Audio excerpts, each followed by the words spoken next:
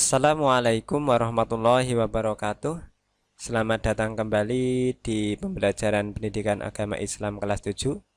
Pada pertemuan kali ini kita akan membahas tentang materi jujur dan amanah. Sebenarnya pada pertemuan yang lalu kalian juga sudah membuat ringkasannya, tetapi setelah saya cek ternyata ada beberapa siswa yang miskomunikasi yang harusnya di ringkas adalah bab kedua, tetapi yang diringkas adalah bab pertama. Tapi tidak apa-apa, kita akan membahasnya kali ini. Kita akan membahas tentang bagaimana memahami makna jujur dan penerapannya, kemudian memahami makna amanah dan penerapannya. Ya, sebelum itu kita lihat realita saat ini. Nah, di dunia yang sudah modern seperti saat ini, ternyata kejujuran itu sangatlah mahal sekali.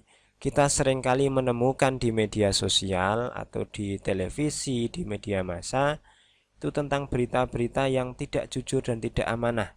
Ada seorang yang penipu, kemudian berita tentang korupsi, kemudian berita tentang kasus hoax atau berita bohong.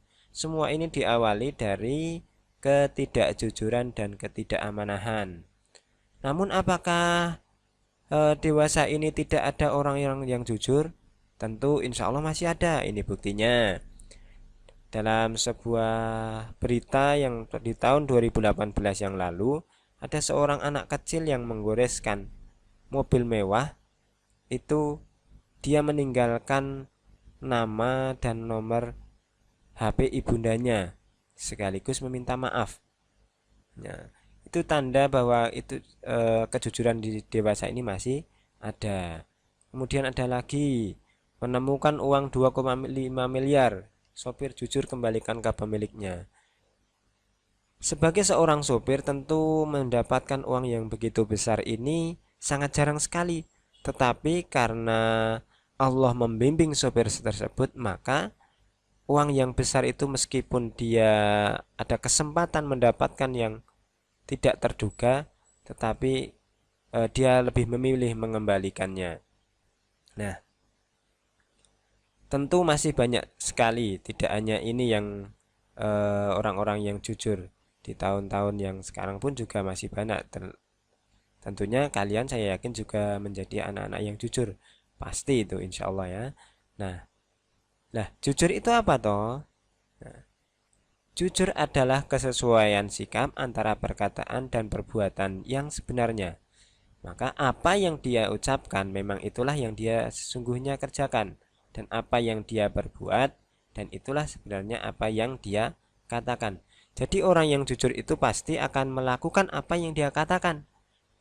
Begitu juga dia akan mengatakan apa yang dia kerjakan. Tidak menambah juga tidak mengurangi. Itulah orang yang jujur. Nah, ya. Nah, apabila kita sedang berbicara dengan orang lain, kok merasa gelisah, kemudian dada berdebar-debar, itu tandanya kita sedang berbohong. Dan sebenarnya merasa gelisah, dada berdebar-debar itu adalah alarm dalam tubuh kita telah berbunyi. Allah itu sudah menerapkan atau mengeset atau menciptakan alarm dalam tubuh kita. Kalau kita berbuat dosa, itu kita biasanya akan merasa gelisah. Nah, orang yang merasa gelisah ketika berbuat dosa, itu tandanya imannya masih ada. Oleh karena itu, segera berhenti. Jangan sampai kita mengabaikan alarm tersebut hingga membuatnya ketika kita banyak berdosa, kita seringkali berdosa, berbohong, alarm itu akan mati. Kalau alarm sudah mati, maka tandanya Allah sudah membiarkan kita ke dalam dosa yang lebih banyak lagi. Naudzubillahi min dzalik. Ya. Dalam sebuah hadis diriwayatkan oleh Bukhari dan Muslim, tanda-tanda orang munafik ada 3. Apabila berbicara, ia berdusta. Apabila berjanji, ia ingkar. Apabila diberi amanah, ia berkhianat. Nah, apabila seseorang itu berdusta, itu sebenarnya dia sudah masuk kepada tanda orang yang munafik, ya. tanda orang yang munafik. Munafik di sini tentu tempatnya di neraka yang paling bawah, karena dia seolah-olah itu orang baik, tapi ternyata dia itu adalah orang yang paling buruk. Dia sering berdusta, sering berjanji tapi ingkar, dan apabila diberi kepercayaan dia berkhianat. Dalam hadis lain juga disebutkan, aku melihat dua orang atau malaikat, keduanya berkata, orang yang engkau lihat disobek mulutnya hingga telinga adalah seorang pendusta. Ia berdusta dengan kedustaannya, di bawahnya kedustaan itu berkeliling atas nama dirinya hingga mencapai ufuk, maka dibuatlah ia sebagai pendusta sampai hari kiamat. Maksud dari hadis ini adalah balasan bagi orang yang berdusta ini diperlihatkan oleh Allah ketika Rasulullah sedang melakukan Isra Mi'raj. Nah, itu bagi orang pendusta akan disobek mulutnya hingga ke telinga. Nah, kenapa seperti itu? Orang yang berdusta itu akan berusaha sebisa mungkin menutupi kedustaan yang pertama itu dengan kedustaan yang kedua.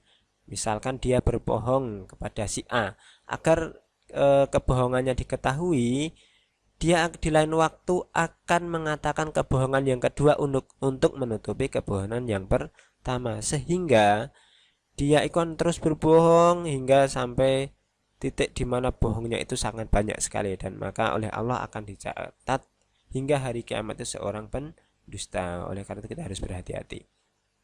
Ya. Nah, dalam hadis lain juga disebutkan, sesungguhnya kejujuran akan membimbing menuju kebaikan, dan kebaikan akan membimbing menuju surga. Ini sesuatu yang pasti. Oleh karena itu kita harus jujur, karena orang yang jujur itu pasti mendapatkan kebaikan. Jangan sampai kita punya anggapan jujur itu hancur. Nggak boleh, karena Allah sudah menjanjikan sebuah kebaikan apabila seseorang itu jujur. Nah, dan kebaikan ini nanti akan membimbing menuju surga. Jadi jangan seolah-olah karena kita ingin mendapatkan keuntungan duniawi sesaat kita mengorbankan kejujuran kita. Misalkan kita sedang ujian, kita mencontek demi mendapat nilai 100, itu nggak ada faedahnya. Karena apa? Allah pasti akan memintai pertanggungjawabannya. Kemudian, nah, jujur itu mahal, ini adalah sebuah istilah. Kenapa begitu? Ya benar, seseorang yang jujur akan membawa kepada kepercayaan orang lain kepada kita. Begitu juga sebaliknya, seseorang yang dusta akan menghilangkan kepercayaan. Nah, ini seringkali terjadi apabila kita dipercaya, biasanya kita itu kemudian memohonginya, maka kepercayaan itu akan hilang selamanya. Tidak mungkin orang akan meminjamkan uangnya kepada orang yang pernah menipunya. Tidak mungkin. Meskipun si penipu tadi sudah bertaubat, dia mengatakan bahwa saya tidak akan mengulangi, orang itu tidak akan mudah percaya. Nah, apabila kita sudah jujur, maka sesungguhnya orang akan banyak percaya kepada kita. Kita punya banyak pengikut, kita punya banyak orang yang senang kepada kita, dan tidak jarang dia akan dijadikan sebagai seorang pemimpin. Nah, pada titik inilah Allah melimpahkan tugas yang kedua, yakni menjaga amanah atau menjaga kepercayaan orang lain. Apakah yang diberi amanah hanya seorang pemimpin atau seorang wakil rakyat atau presiden? Tentu saja tidak. Dalam hadis yang diriwayatkan oleh Bukhari dan Muslim dari Ibnu Umar radhiyallahu anhu, Rasulullah shallallahu alaihi wasallam bersabda, setiap kalian adalah pemimpin dan akan diminta pertanggungjawaban atas kepemimpinannya. Seorang kepala negara adalah pemimpin dan akan diminta pertanggungjawabannya perihal rakyat yang dipimpinnya. Jadi ternyata dalam diri kita itu sudah diciptakan sebagai pemimpin. Kita nanti memimpin diri kita, minimal adalah tubuh kita. Kita bawa kemana kaki kita, tangan kita, untuk apa, itu semuanya adalah kita yang memimpin. Nah, apabila kita hanya menggunakan untuk kejahatan, kemaksiatan, maka ya Allah akan memberikan memintai pertanggungjawaban dan dibalasnya dengan neraka.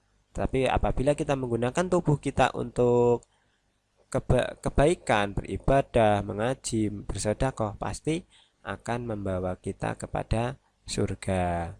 Begitu juga apabila nanti di kalian itu dijadikan sebagai pemimpin, entah itu kepala negara, bupati, atau gubernur, nanti juga apabila kita salah memberikan kebijakan, tentu itu semua akan dimintai pertanggungjawaban di akhirat. Oleh karena kita harus hati-hati. Ya, kita harus jujur, kita juga harus amanah. Nah, sesungguhnya amanah itu ada 3 hal. Yang pertama, amanah terhadap Allah, itu biasanya berupa sholat, zakat, haji, puasa, dan lain sebagainya. Semuanya bentuk ibadah itu amanah terhadap Allah. Kemudian ada amanah terhadap sesama manusia. Ini biasanya menyampaikan apa yang menjadi yang diamanatkan kepadanya. Misalkan dititipi barang atau dititipi pesan, maka kita harus disampaikan kepada yang berhak. Itu adalah amanah terhadap sesama manusia. Nah, ternyata ada juga amanah terhadap diri sendiri, yakni bagaimana kita mengelola tubuh kita. Kita makan yang sehat dengan makanan yang halal itu merupakan bentuk tanggung jawab kita terhadap tubuh kita, karena tubuh ini adalah titipan. Kita tidak boleh menggunakannya sebagai sembarangan. Bisa jadi nanti kita akan dimintai pertanggungjawaban di akhirat. Karena apa? Nanti ketika di akhirat, bukanlah mulut kita yang berbicara, melainkan semua anggota tubuh kita yang menjadi saksi atas perbuatan kita. Nah, karena begitu beratnya sebuah tanggung jawab atau amanah, maka dalam Al-Quran surat Al-Mu'minun ayat 8, dan orang-orang yang memelihara amanah-amanah yang dipikulnya dan janjinya, maka mereka itulah orang-orang yang akan mewarisi, yakni yang akan mewarisi jannah Firdaus atau surga Firdaus, mereka kekal di dalamnya. Itu adalah janji Allah. Apabila kita jujur, kita amanah, insya Allah adalah kita termasuk orang-orang yang mewarisi surganya Allah Subhanahu wa Ta'ala. Oleh karena itu, marilah kita menjaga sikap jujur dan amanah kita. Jangan sampai kita hanya ingin mendapatkan kesenangan duniawi, kita rela mengorbankan kejujuran kita, juga sifat amanah kita yang membuat kita nanti terlempar ke neraka. Naudzubillahi min dzalik. Oke, untuk pertemuan kali ini cukup itu saja. Nanti silahkan kalian kerjakan uji pemahaman yang ada, linknya ada di kolom deskripsi video ini. Apabila ada pertanyaan, silahkan tinggalkan di kolom komentar atau bisa juga di kolom form yang sudah saya sediakan. Kita ketemu pada video pembelajaran berikutnya. Ada kurang lebihnya mohon maaf. Wassalamualaikum warahmatullahi wabarakatuh.